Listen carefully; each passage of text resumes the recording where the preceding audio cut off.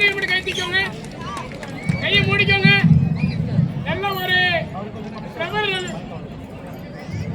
நல்ல ஒரு பூ நினைச்சுக்கோங்க குழந்தைங்க மட்டும். ரெண்டாவது நீங்க படிச்சு என்ன வேலைக்கு போக போறீங்கன்னு நினைச்சுக்கோங்க. ஓகேவா? ரெண்டாவது ஒரே ஒரு முடிவு, அம்மா அப்பாவை எதிர்த்து பேசக்கூடாது. ஏன்னா உங்களுக்கு பேச கத்து கொடுத்தது அவங்க தான்.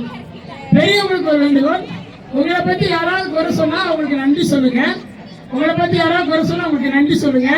ஏன்னா அவங்களுக்கு இருக்கிற வேலையெல்லாம் விட்டுட்டு உங்களை பத்தி பேசுறாங்க பாத்தீங்களா, உங்களை அவங்க ரொம்ப நேசிக்கிறாங்கன்னு அர்த்தம்.